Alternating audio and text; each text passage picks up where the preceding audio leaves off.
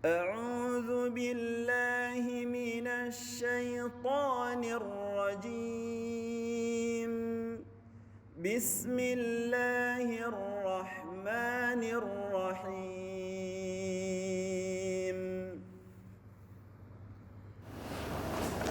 Bismillahirrahmanirrahim. Assalamualaikum warahmatullahi wabarakatuh. Alhamdulillah wassalatu wassalamu ala Rasulillah wa ala alihi wa sahbihi wa man tabi'ahu huda. Amma ba'du. Sedikit nasihat saja dari saya, dan itu juga bukan sepenuhnya dari saya sendiri. Artinya ini yang kita ambil dari khutbah Jumat tadi di masjidnya Ustaz Erwin. Itu sangat mengena sekali, dan beliau isi khutbahnya pendek namun berisi. Itu luar biasa. Mungkin saya akan membawakan sedikit agar bisa diambil faedahnya, di mana disebutkan tentang amani, angan-angan. Semua kita memiliki angan-angan. Orang kaya memiliki angan-angan agar bertambah hartanya, semakin lama dia hidup untuk menikmati harta tersebut. Orang miskin memiliki angan-angan agar dia mendapatkan kecukupan dan kekayaan. Orang sakit, dia memiliki angan-angan agar Allah Subhanahu wa taala memberikan dia kesembuhan. Ya, dan seterusnya. Setiap orang memiliki angan-angan. Yang kadang-kadang apa yang kita miliki itu adalah harapan daripada orang yang tidak memilikinya. Ya, kadang-kadang kita mengeluh dengan anak kita yang tidak memiliki anak, berharap walaupun dia itu anak yang bandel sekalipun dia rela menerimanya.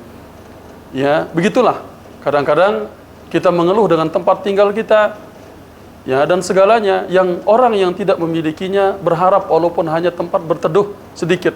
Pernah di Jakarta selama 2 tahun, saya tidak pernah tahu kalau itu rumah satu keluarga, hanya di bawah emperan satu rumah.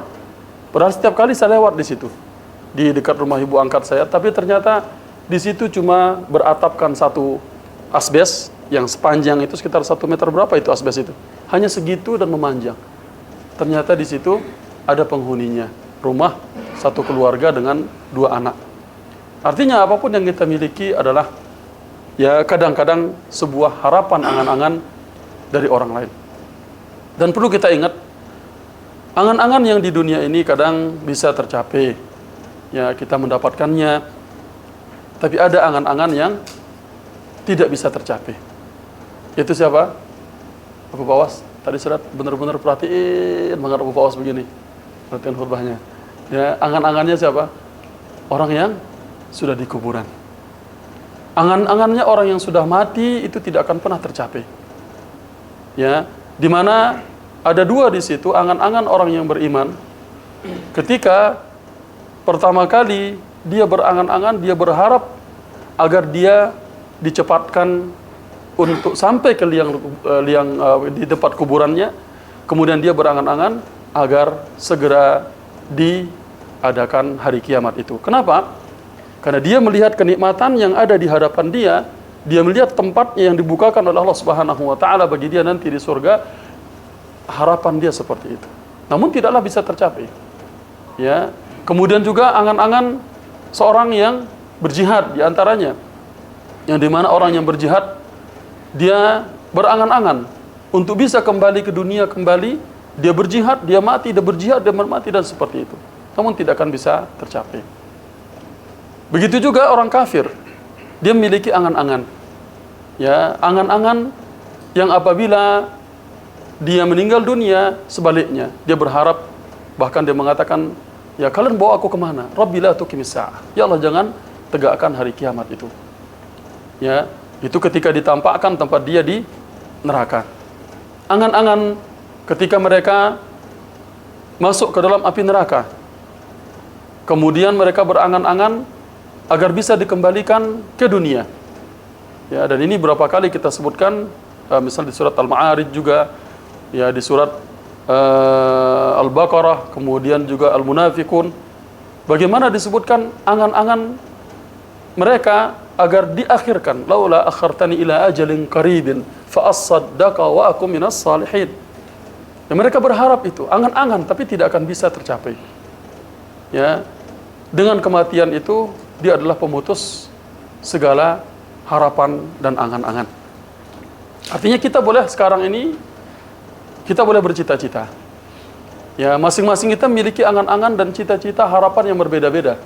Satu memiliki harapan ingin punya anak yang banyak, satu punya harapan ingin memiliki rumah yang bisa dia tenang padanya, satu memiliki harapan angan-angan yang dia memiliki teman-teman yang saleh banyak.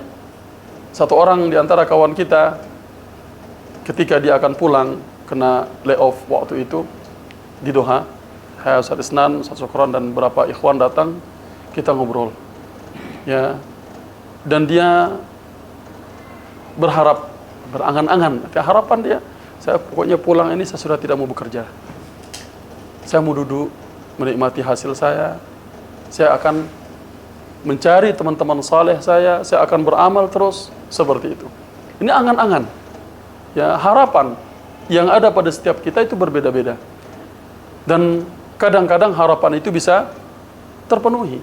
Kadang-kadang harapan itu ya tidak seperti apa yang kita pernah inginkan. Karena itu semuanya adalah berdasarkan takdir Allah Subhanahu wa taala. Nah, agar penyesalan itu nanti tidak datang belakangan, ya setelah kita meninggal dunia, kemudian kita berharap bagaimana Allah Subhanahu wa taala mengembalikan kita misalnya ingin beramal saleh dan tidak akan mungkin bisa terjadi itu. Kesempatan kita di dunia inilah untuk melakukannya. Dan banyak hal yang bisa kita lakukan. Ya, di dunia ini banyak hal yang bisa kita lakukan. Kita di dunia bisa memperbanyak teman kita.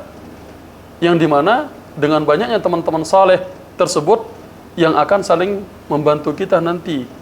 Ya, di hari kiamat kita akan berkumpul bersama mereka nanti. Dan jangan pernah para ulama mengatakan kita berharap untuk diselamatkan. Namun kita berharap kitalah yang menyelamatkan mereka. Namun ya, ini adalah kita lakukan semasa hidup kita di dunia ini. Ya, tinggal kita sekarang mencari teman-teman yang saleh tersebut yang membantu kita dalam ketaatan kepada Allah Subhanahu wa taala.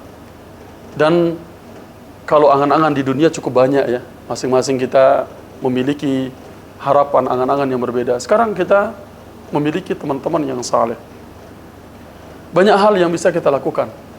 Ya, dengan menghadiri kajian misalnya.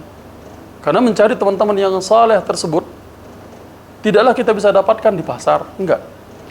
Kita tidak bisa cari mereka itu di di tempat-tempat pariwisata, tidak. Karena kalau kita mencari mereka orang-orang saleh di tempat-tempat tersebut, ya mungkin sesekali mereka untuk meluangkan kepenatan mereka. Orang-orang saleh itu dicari di tempat-tempat yang bernilai ibadah. Di masjid kita akan jumpai mereka, di majelis ilmu kita jumpai mereka.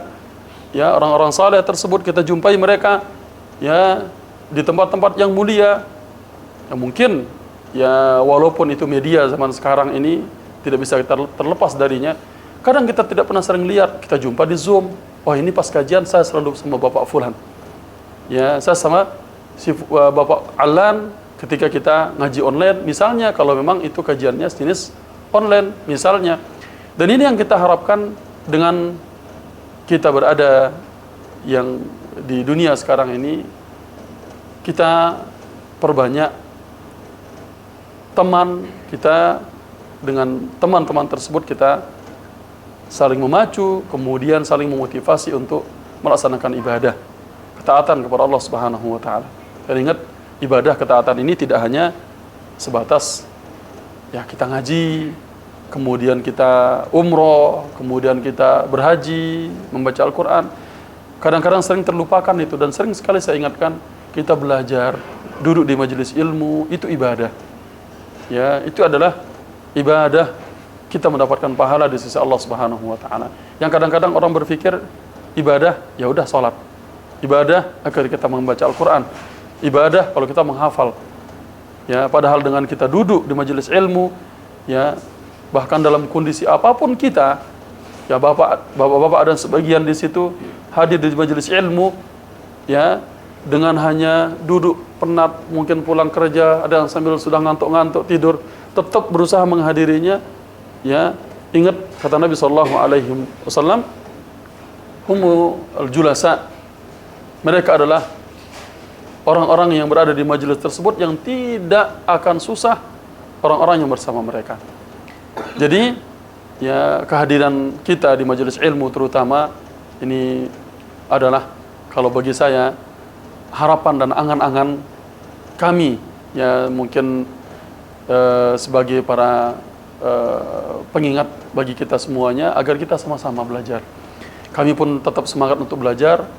Kemudian juga dengan adanya antum semua, kita semakin semangat untuk saling memotivasi dalam menyebarkan kebaikan ini.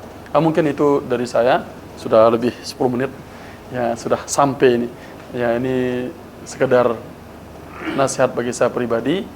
Kemudian juga saya sengaja menyebutkan kaitan dengan masalah kita belajar dan menuntut ilmu, karena memang inilah yang terjadi kemerosotan pada zaman sekarang, yaitu semakin lemahnya keinginan orang untuk belajar. Bahkan ketika saya masih di bangku kelas 1 SMA, Ustaz Mutia Ali Abdul Karim, pada waktu itu saya suka komputer dari dulu. Jadi sampai komputer saya taruh di bawah ranjang. Karena kalau Ustaz Abdul Rahim terus taruh di bawah ranjang, kemudian printernya di situ, menginstal kitab-kitab. Nah, yang jadi masalahnya adalah pada zaman dahulu sudah ada Kutubut Tis'ah dan yang lainnya pakai CD. Dan CD-CD-nya masih sampai sekarang. Jadi CD, kemudian kita bisa cari, nggak ada maktabah samilah seperti yang kita miliki zaman sekarang dengan mudahnya. Itu ketika disuruh mencari sesuatu, dengan gampangnya kita mencari. Ya, dengan gampangnya kita mendapatkan jawaban dari maktabah yang ada. Ya, kalau zaman dahulu itu susahnya, harus dibuka, harus datang ke, bahkan menuntut satu hadis saja sangat melalui perjalanan yang jauh. Nah, kita sekarang dengan media yang sangat dimudahkan, bahkan pada waktu itu beliau menyebutkan tentang ini diantara penyebab kemunduran ilmu, bahkan malasnya orang belajar. Itu padahal pada waktu itu belum terlalu banyak. Mungkin Bapak masih ingat ya, Windows 2000, saya pernah pakai, Windows NT, Windows ME, Windows XP gitu kan. Itu kita mencari untuk mendapatkan maktabah itu sangat susah pada waktu itu. Tapi dengan itu termasuk kemudahan di masanya, apalagi sekarang. Ya, bahkan kita belajar aja nggak perlu untuk hadir. Bahasa sampai seperti itu. Ya, namun tidak akan sama kita hadir duduk di majelis ilmu dengan kita hanya menghadirinya via online misalnya, tidak akan berbeda. Jadi mudah-mudahan dengan hadirnya kita nanti, ini adalah angan-angan atau harapan saya di semua kajian-kajian kita, itu kelihatanlah ini ada kajian yang ada orang yang menghadirinya, begitu. Kemudian juga angan-angan saya sendiri juga berangan-angan, berharap ke depannya mudah-mudahan Allah Subhanahu wa taala selalu meneguhkan kita di atas yang hak ini. Dengan kita rajin belajar, ilmu kita semakin kuat, maka kita akan kokoh dengan segala ombang-ambing syubhat yang ada. Nah, itulah mungkin ya sekalian tambahan dari khutbah tadi, angan-angan dan harapan kita.